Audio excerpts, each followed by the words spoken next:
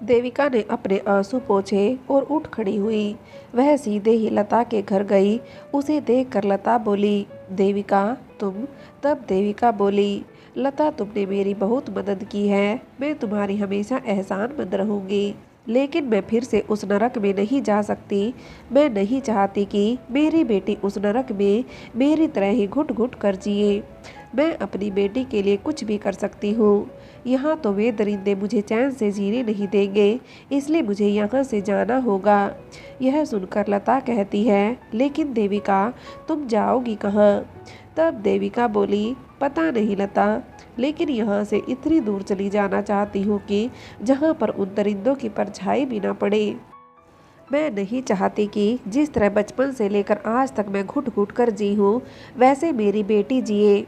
मैं उसे एक खुला आसमान देना चाहती हूँ, जहाँ पर वह पंख फैलाकर उड़ सके, चैन की सांस ले सके, अपने हर अरमान को पूरा कर सके, अपनी ज़िंदगी के सही गलत के फैसले ले सके। मैं झूठी इज्जत और दिखावे के खातिर मैं उसके पंख काटना नहीं चाहती हूँ लता। तब लता बोली, देविका अब तुमने क्या सोचा है? तब देविका बोली, लता भगवान मेरी ज़रूर मदद करेगा, मुझे विश्वास है। हाँ, मैं तुमसे यह कहने आई हूँ कि मैं आज रात को ही इस शहर को छोड़कर जा रही हूँ, इसलिए कमरे पर जितना भी थोड़ा बहुत सामान है वह तुम रख लेना। तब लता बोली, लेकिन देविका। तब देविका बोली, लता मुझे पता है कि तुम्हें यह सुनकर दुख हो रहा होगा कि मैं कहाँ जाऊंगी, लेकिन तुम चिंता मत करो, तुम्हारी यह सहेली देविका अब इतनी कमज़ोर नहीं है। हालातों ने और मजबूरियों ने मुझे अब समझदार बना दिया है। मैं उन दरिंदों के जुल्म अन्याय बर्दाश्त करने के लिए वापस उस नरक में नहीं जाऊंगी। अच्छा लता, मैं शाम को तुम्हारे पास सारा सामान पहुंचा दूंगी। यह कहकर देविका वहां से चली गई। लता उसे जाते हुए देखती रही। लता की आंखों में भी देविका की हालत को देखकर आंसू थे। देविका के जाने के बाद लता ने भगवान को हाथ जोड़कर प्रार्थना की कि हे भगवान, देविका का साथ देना, इस दुनिया में अब तुम्हारे सिवा अपना कोई नहीं है। देविका वहां से सीधे ही बाजार में चली गई। वहां देविका ने जाकर सबसे पहले अपने कान के सोने के बूंदे एक दुकान पर बेचे, जिससे कुछ रुपए उसे मिले। फिर देविका ने अपना मोबाइल भी एक दुकान पर बेच दिया, जिससे वे दरिंदे उसका पता न लगा सके। सिम भी उसने तोड़कर फेंक दी। फिर उन रुपयों को हाथ में दबाकर देविका सीधे ही वहां पर आई, जहां वह बूढ़ी अम्मा उसकी बेटी तनीषा को रखती थी। वहां पर आकर देविका ने उस बूढ़ी अम्मा से कहा, अम्मा मुझे इस शहर को छोड़कर जाना होगा, कुछ ज़रूरी काम है। यह कहकर उसने अम्मा को रुपए देने के लिए निकाले। तब अम्मा बोली, नहीं बेटी, अभी कितने दिन हुए हैं तुम्हारी बेटी को यहाँ, मैं तुमसे यह रुपए नहीं ले सकती। तब देविका बोली, लेकिन अम्मा। तब अम्मा बोली, बेटा मैंने सुना है तुम अकेले ही इस बेटी की परवरिश कर रही हैं। तेरे ससुराल वाले तेरे साथ बहुत जुल्म और अन्याय करते हैं। लता ने ही मुझे बताया था बेटा, तू मेरी बेटी जैसी है। मैं भगवान से यही प्रार्थना करूंगी कि तू जहाँ भी रहे वहाँ पर सदा खुश रहे। यह सुनकर देविका की आंखों में आंसू आ गए और उसने बूढ़ी अम्मा के पैर छू लिए। फिर वह अपनी बेटी तनीषा को लेकर सीधे ही कमरे पर आ गई। उसने सारा सामान पैक किया और लता के पास पहुंचा दिया। फिर मकान मालिक को उसने पूरे महीने का किराया दिया। मकान मालिक ने साफ कह दिया था कि चाहे वह महीने में कितने भी दिन कमरे में रहे, लेकिन पूरे महीने का किराया लगेगा। तब देविका ने उसे पूरे महीने का किराया देकर अपनी बेटी को गोद में लिया और कमरे से निकल गई। उसका मन किया कि वह एक बार लता के पास जाए, लेकिन फिर वह सोचने लगी कि अगर लता उसे जाते हुए देखेगी तो बहुत दुख होगा, और कहीं ऐसा ना हो कि लता इतनी दुखी हो जाए और उसके बारे में कुछ सोचकर उसे रोकने की कोशिश करे। लेकिन अब वह रुकना नहीं चाहती, और अगर वह नहीं रुकी और कहीं चली गई, तब भी वह अगर अभी उन दरिंदों ने लता से आकर पूछ लिया कि वह किस समय पर घर से निकली थी, तो कहीं वह मेरे पीछे मेरा पीछा करते हुए ना पहुंच जाएं। ऐसे अनेक ख्याल देविका के मन में आ रहे थे। उसने भगवान का नाम लिया, अपनी बेटी को सीने से लगाया और अपना सामान का बैग लेकर सीधे ही रेलवे स्टेशन पर आ गई। तभी लगभग 10 मिनट बाद एक रेलगाड़ी आई और वह बिना कुछ सोचे समझे ही अपनी बेटी को लेकर उस गाड़ी में चढ़ गई और वहीं सीट के बगल में नीचे गाड़ी में अपनी बेटी को लेकर बैठ गई। उसके मन में एक द्वंद्व सा मचा हुआ था, लेकिन अब वह चाहती है कि चाहे वह कहीं भी चली जाए, अब भगवान उसकी मदद जरूर करेगा। लेकिन अगर उसे आसरा नहीं मिला तो वह अपनी बेटी को लेकर कहीं जाकर अपनी जान दे देगी, लेकिन उस नरक में वापस कभी नहीं जाएगी। यह सोचकर देविका ने अपनी बेटी की तरफ देखा जो गहरी नींद में सो रही थी। देविका ने उसे सीने से लगाया। तभी वहां पर टिकट चेक करने के लिए एक रेलवे कर्मचारी आया। तब देविका ने कहा कि उसे जाना जरूरी है और उसके पास टिकट नहीं है, लेकिन वह जितना भी चालान लगेगा देने के लिए तैयार है।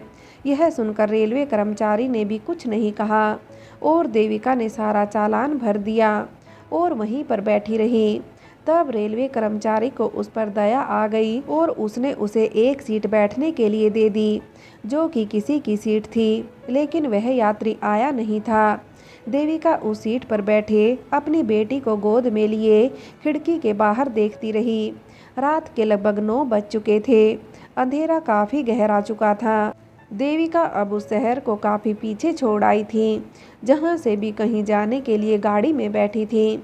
देविका को भूख बहुत तेज लग रही थी, इसलिए उसने रेलवे में ही खाने का ऑर्डर दिया। कुछ देर में खाना आ गया। देविका ने खाना खाया और फिर अपनी बेटी को सीने से लगाया और वहीं सीट पर बैठे बैठे गहरी नींद में सो गई।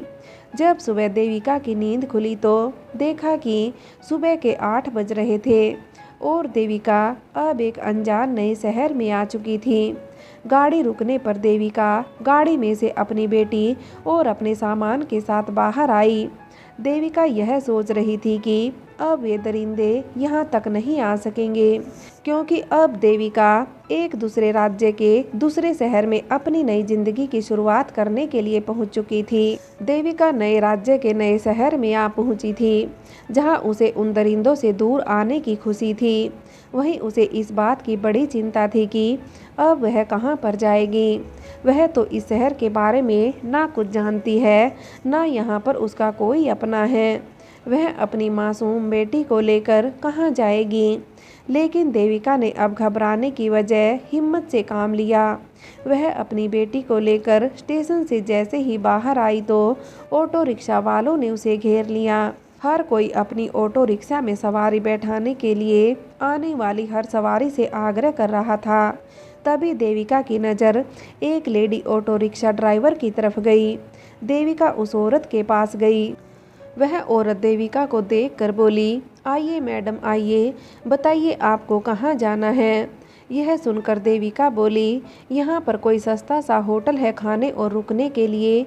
यह सुनकर उस महिला ऑटो ड्राइवर ने देविका की तरफ देखते हुए कहा, मैडम लगता है आप इस शहर में नई आई हो। यह सुनकर देविका बोली, हाँ मुझे अपने किसी काम के सिलसिले में यहाँ आना पड़ा, लेकिन इस शहर में मेरा अपना कोई जानकार नहीं है, इसलिए सोचा कि किसी होटल में ही रुक लूँ। वैसे मैं इस शहर के बारे में ज़्यादा कुछ नहीं जानती। यह सुनकर वह महिला ड्राइवर बोली, मेरे होते चिंता मत करो मैडम, चलो।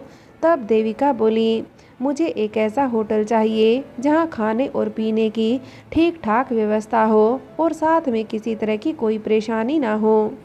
यह सुनकर वह लेडी ड्राइवर बोली, अरे मैडम, अपन के होते हुए चिंता करने की कोई ज़रूरत नहीं है। अपन तुझको ऐसे होटल में छोड़कर आएगा जहां तुम्हें कोई परेशानी नहीं होगी। यह सुनकर देविका के चेहरे पर मुस्कान आ गई और वह ऑटो रिक्शा में बैठकर चल दी। उसने उस टेम्पो लेडी ड्राइवर से पूछा, वैसे तुम्हारा नाम क्या है। यह सुनकर उस ऑटो रिक्शा लेडी ड्राइवर ने एक बार पीछे गर्दन मोड़कर देविका की तरफ हैरानी से देखा और कहा, कांता। देविका ने पहली बार किसी अनजान से इस तरह उसका नाम पूछा था। पता नहीं क्यों तब देविका बोली, वैसे पूछना तो नहीं चाहिए, लेकिन क्या मैं तुमसे पूछ सकती हूँ? मुझे लगता है कि घर की सारी जिम्मेदारी तुम पर है, तभी तो तुम यह ऑटो रिक्शा चलाती हो। यह सुनकर वह ऑटो ड्राइवर कांता बोली, हाँ मैडम, सही कहा आपने। अरे मेरा आदमी है, लेकिन साला एक नंबर का निकम्मा, घटिया और शराबी है। शराब पीने के सिवाय उसे कुछ नहीं सूझता साले को। घर में दो दो बच्चे खाने पीने वाले हैं। अब ऐसे में घर से बाहर किसी को तो निकलना पड़ेगा ना मैडम, इसलिए मैं घर से बाहर कमाने के लिए निकल पड़ी। पता है मैडम, जब एक औरत घर से बाहर कमाने के लिए निकलती है और लोगों को यह पता चलता है कि वह एक बेबस और लाचार औरत है, तो यह दुनिया के लोग उसकी मदद करने की बजाय उसका शोषण करने, उसका फ़ायदा उठाने की सोचते हैं। मैडम, आपको मेरे शब्द थोड़े ऐसे लग रहे होंगे, लेकिन मैडम ऐसा बोलना ज़रूरी है।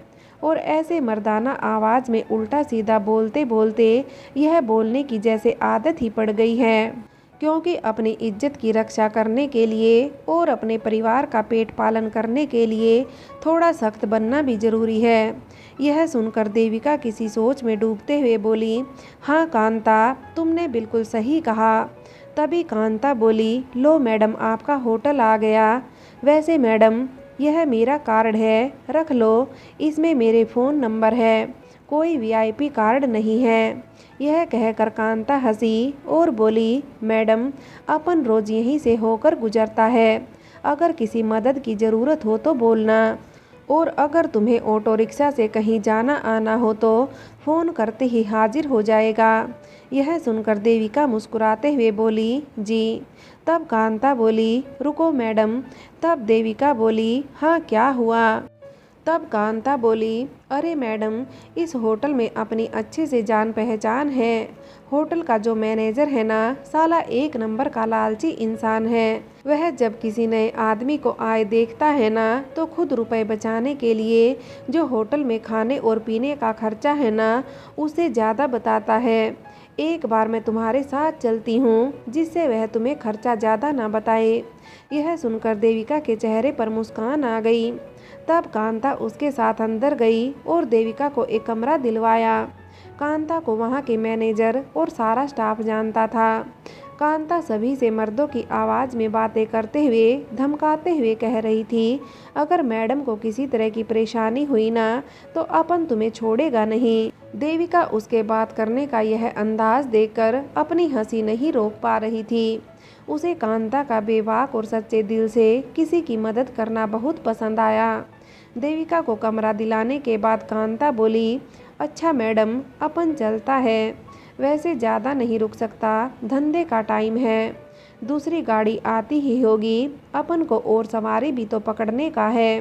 वैसे मैडम, एक बात बोलूं, मैंने आज तक किसी की इतनी मदद नहीं की कि तुम्हारी इस तरह न जाने कितने लोगों को इस होटल में रुकने के लिए लेकर आया, लेकिन कभी उनके लिए होटल में आकर किसी से झगड़ा नहीं किया। लेकिन तुम्हारे साथ यह छोटी सी बच्ची है, इसलिए मैंने सोचा कि तुम अकेले कैसे करोगी, पर इसलिए मैंने अपने अंदर तुम्हारे साथ यहाँ तक आया और इन सब लोगों से झगड़ा किया।